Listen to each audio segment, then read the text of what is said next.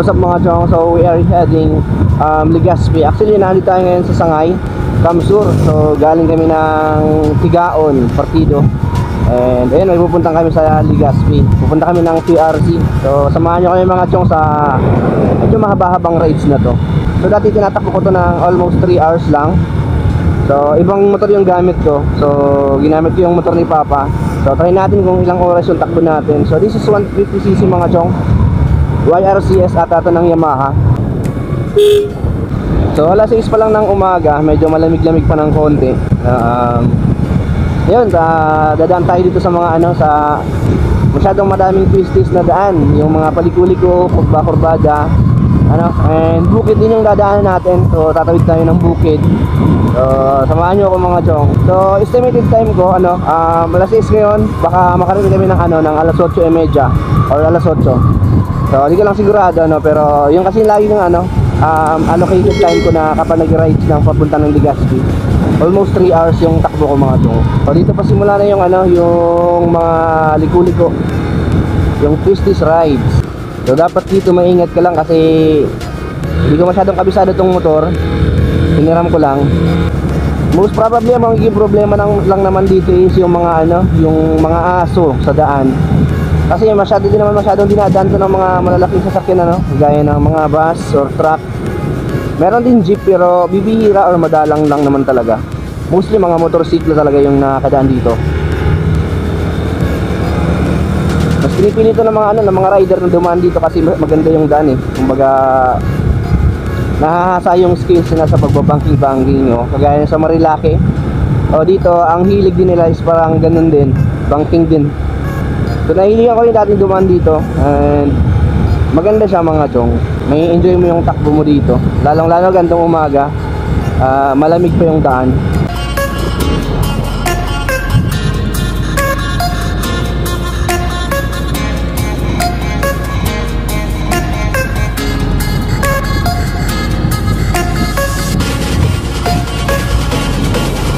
Dito pa yung Taraki pa. So medyo umulan dito ng konti, medyo basa yung daan. By the way, kasama ko nga pala yung asawa ko mga chong. So actually siya talaga yung may sadya sa Legazpi.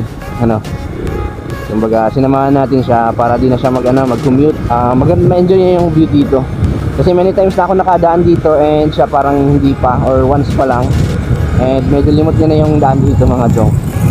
So sinama natin siya dito.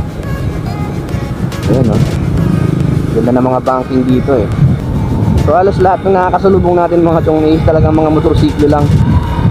Wala tayong makita mga sasakyan na gaya ng kotse and other vehicles. So wala, talagang motorsiklo yung accessible dito. Although napakaganda ng daan dito mga chong Aspalto siya tsaka malinis, napakalinis, saka wala siyang masyadong mga lubak-lubak, di kagaya ng ibang daan.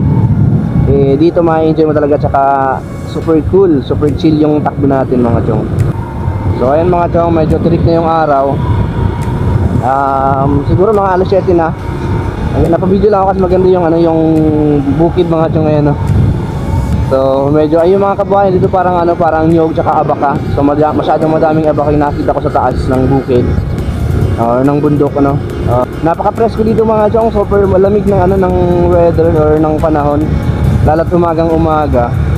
Wala pa masyadong init kasi umaga pa lang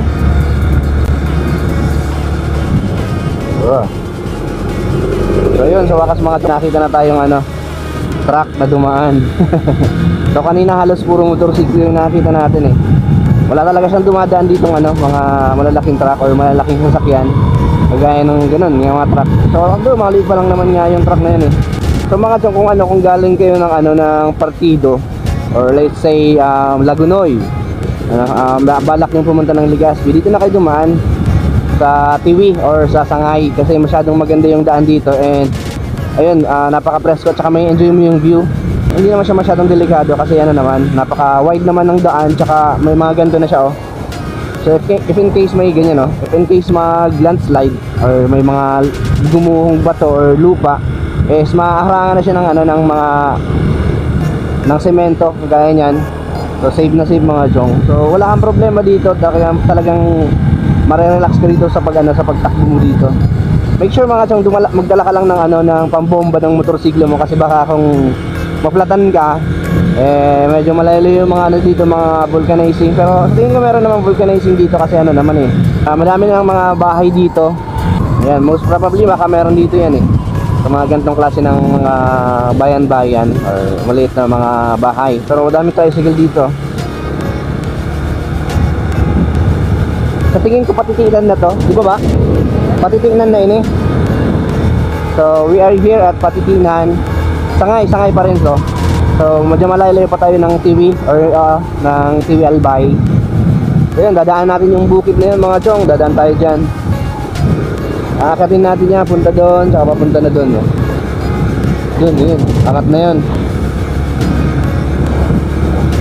So hindi ka naman maliligaw dito, kasi ano lang, talagang one way lang dito, or isa lang yung daanan, walang mga eskinita, walang mga two ways, talagang pagdaan mo dito, ang labas mo na talaga is Legazpi or sa TV. So doon yung matadaanan mo agad. So napakaganda mga chong.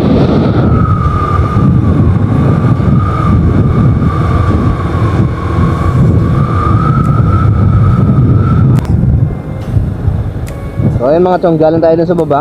So nandito na tayo sa may taas. So naharangan lang talaga nitong ganito pero napakaganda dito mag picture. So after 20 minutes of ride mga chong, narating natin tong Partido Riviera.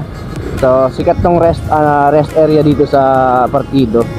So maraming mga nagtatambay. Papahinga sila mga chong. So yun, nandun sila sa pinakasikat yan dito sa sa Patitingnan or sa Sangay, ang Partido Riviera. So pahingahan, and yun, tamang chill lang, selfie. And yung iba nag-vlog din doon. By the way, na-vlog ko na rin nga pala yun dati. So that was before 1 year ago siguro yun.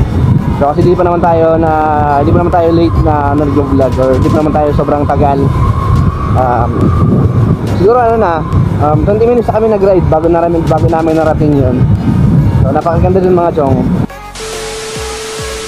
So yes mga chong, umalis tayo ng Camarines Sur.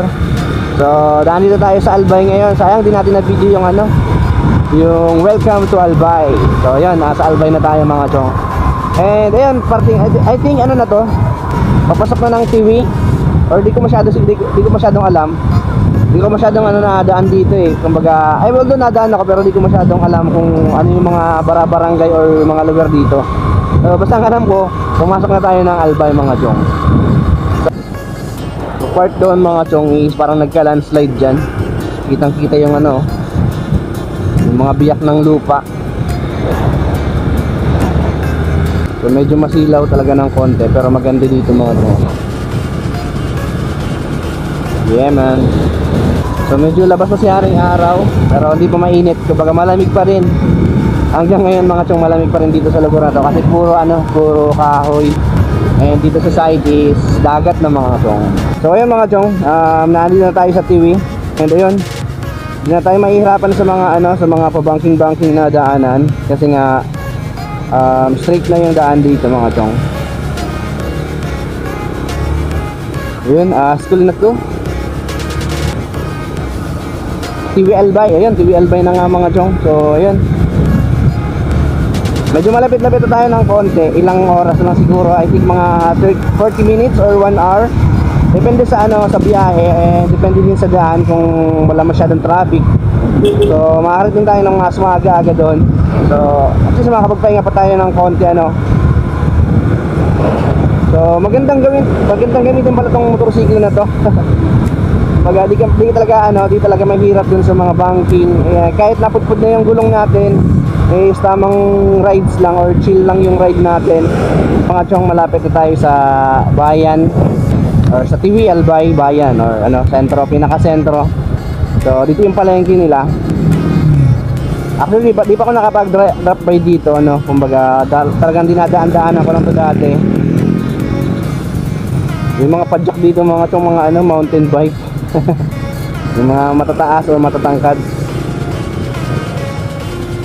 Ayun, medyo traffic ng konti, pero umuusad naman. 20 kilometers lang yung takbo natin mga chong. Alright.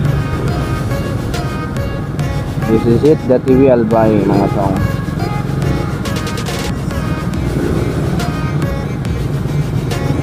So dun medyo dun sa unahan mga chong, madadaanan pa natin yung ano, yung super straight na daan, ano. I think mga ilang kilometro naman siguro yon. So may enjoy natin yung ano, yung mga matutuloy magpatakbo dun mga chong. So napaka straight no, and magandang ano, magandang humarurot dun. Pero sa akin hindi naman masyado kasi delikado na nga talaga tong gulong natin. Medyo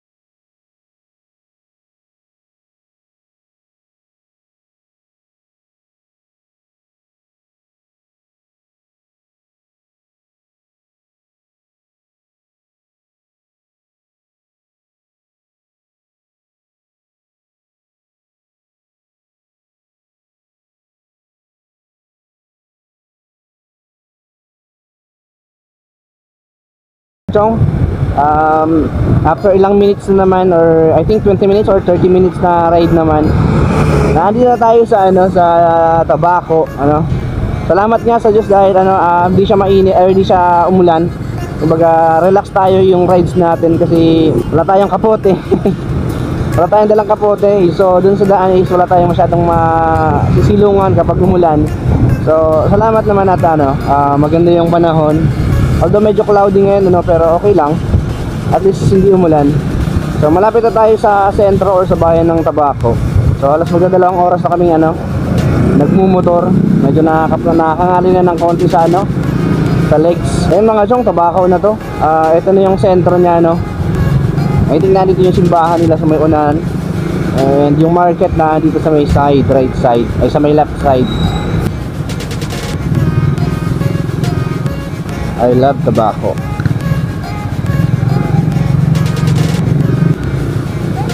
Mariparig yung magyan ng traffic enforcer.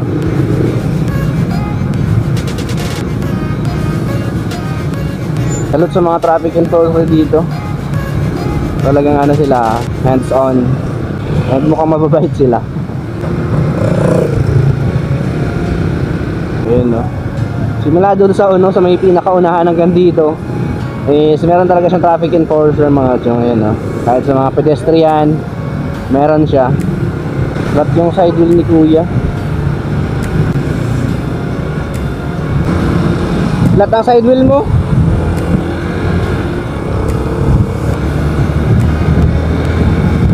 So ayun mga chong, medyo malapit-lapit na tayo ng konti, ano.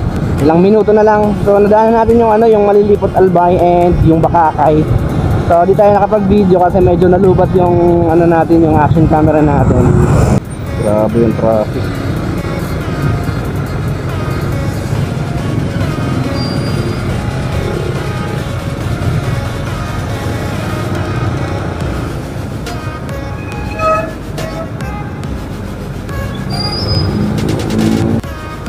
So ayun mga chong, narating natin tong PRC. Libot ka na, sana yun ba? Doon sa dulo. So hanggang dito na lang mga chong yung video natin. And kung hindi ka pa nakakapag-like sa video ko, please consider like my video and subscribe to my channel para naman ma-reach natin yung 4.5k subscribers po. So maraming salamat po, hanggang dito na lamang. Ano yun? Dun ba? Kuya, saan na yung ano, PRC? Ay, duman ba? Nalingot. Ay, yung dyan, yung nakul na tao, yun ito. Eh, sige sala. Ito lang. Mapawala ba? Ay, pato, oh. Diretso lang. Oo, may bahay ka dyan. Salamat po. Nakul na tao. Eh po. Nakul na tao, yun Salamat kuya. Beka naman, dito, bigyan. Dito lang. Thank you po, thank you.